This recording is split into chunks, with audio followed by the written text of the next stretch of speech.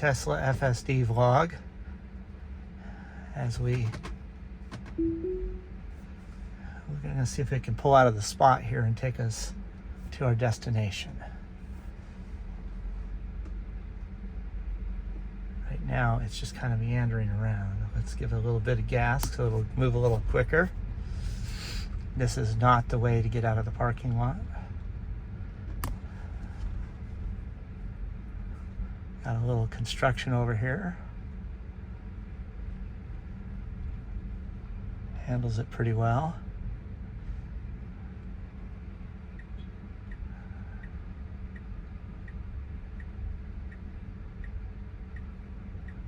Let's see here, it's doing pretty good. All right, you gotta keep going, but there's a guy walking across in front of us. There's somebody turning in here. Apparently he didn't understand that we weren't turning, so he just went right in front of us. Let's see here.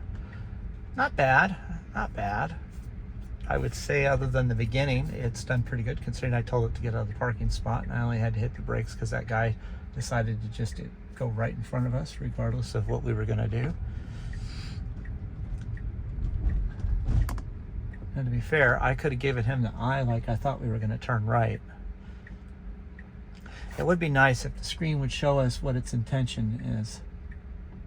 All right, I got it. There's a car coming, but I got to give it the accelerator so that it will go. Okay, for some reason it thinks there's 2 lanes here, so it pulled over to the right and then put the turn signal on to move over to the left. That's just dumb. Robo-Taxi. See, I know I'm going to talk a lot about Robotaxi now because I think that we've hit this delusion that people think version 12 is Robotaxi ready, and I think that there's a lot of people out there that are very anxious for Robotaxi to be ready because maybe they own stock in Tesla. I don't even think Robotaxi is the moneymaker for Tesla, quite frankly.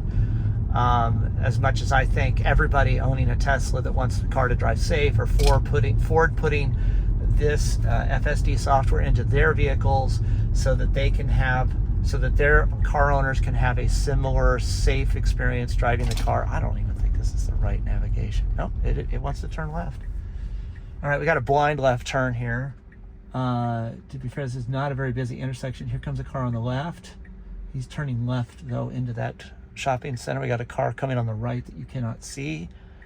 It is pulling out. We are in the lane.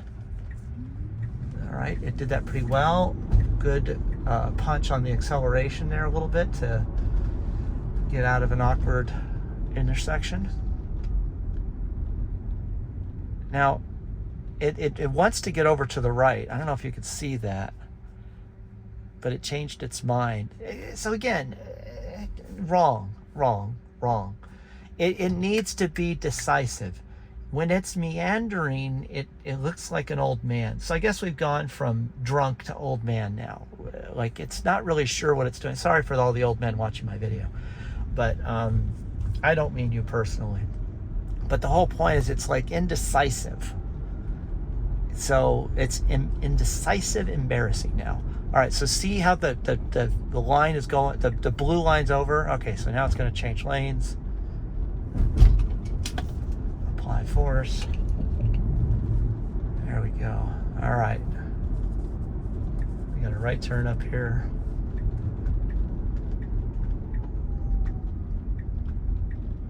This is a pretty straightforward right turn on red situation.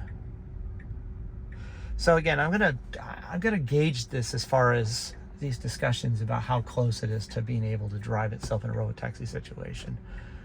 The meandering around the parking lot wasn't bad, but it did not handle that well at all with that guy cutting in front of us. I had to hit the brakes. So these guys that are showing YouTube videos of 0 interventions, good for them. I'm not seeing it. I'm not saying they're wrong. But everything that I see on my day-to-day drive, which would be basically the purpose of a Robotaxi, I'm not seeing it. But as far as complementary to my driving, of being my co-pilot, driving for most of the time. I have to take over as a human occasionally. It's awesome. A+. 11.4.9, got a C- with me.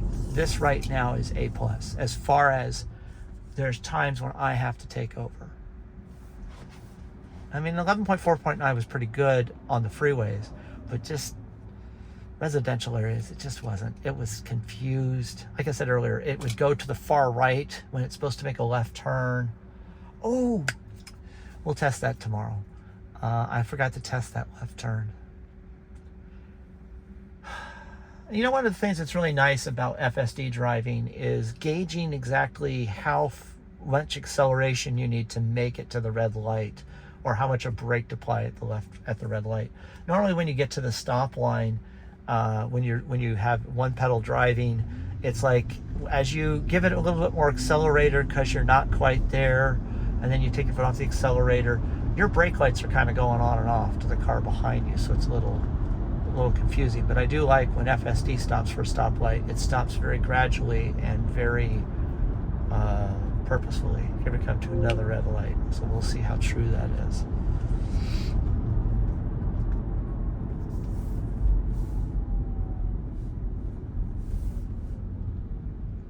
Look at all these cars that it's tracking, man.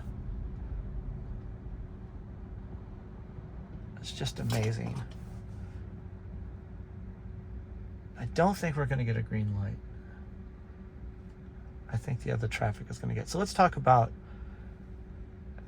in order for Robotaxi to work, they have to get rid of every other human driver on the road, and then these things are fine. That's not going to happen. So in order for Robotaxi to work without getting rid of all the human drivers, it has to not piss off the other human drivers. It has to drive purposefully, safely, not go. Look, this crap right now, we're going 45 miles an hour in a 50 mile an hour zone, and I've got the cruise control set to 58. So I'm going to squeeze the accelerator. There we go. And as you can see, it's not really that I'm speeding, it's just that I'm kind of in the flow of things. I can't catch up to that driver doing 58. You're blending with the other human drivers. They should not be speeding. Okay, here we got a challenge. A flashing red light. Let's see what it does. This should be treated like a stop sign.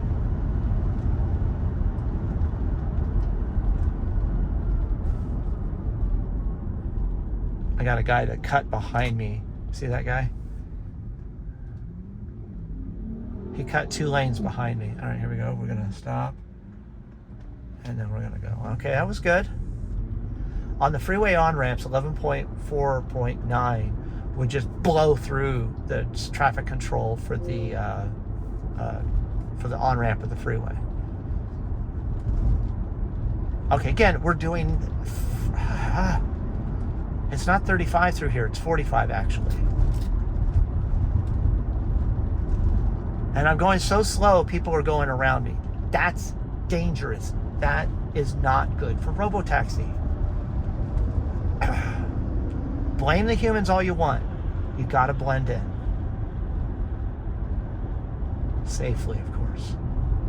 Again, I have it set to 52. It's not, oh, look at this. This is a brilliant move. Let's get behind the slow cars. Oh, come on. Yeah, to be fair, it's the safer move. But I think if there was somebody behind me, they would be like, what the heck is wrong with this person? Why are they getting over behind the slow cars? You just don't do that as a normal driver. You cut it a little closer, and there was an opportunity to get over had we done that. Or we could have gone up there and put on our turn signal, and people would have passed us or would have said. Now, again, does this knock down the rating of, do I still consider this A+? You got to remember, what I'm talking about, we got to break it into 2 categories. This guy over here pulling out, see that? Okay. He pulled out across the line. 11.4.9 would have almost slammed on the brakes. Like, nonverbal communication, which I've talked about before, would be, oh, I'm going to let you go in front of me. 12.3 did a great job there. At any rate, well, we'll talk more about this in our next drive. Thanks for watching. I would say that while it's a lot smoother, it's a lot better than it used to be. It's still, this sluggishness, oh my God, it's horrible. Again, I would not knock that grade down though, because I could just tap the accelerator and then it goes the right speed. So it's like my choice to go over the speed limit. But I don't know, there's got to be something worked out on this. Thanks for watching. Hope you guys have a great day. Like, comment, subscribe, include a timestamp of any comments you have about anything I said or showed you. Thank you.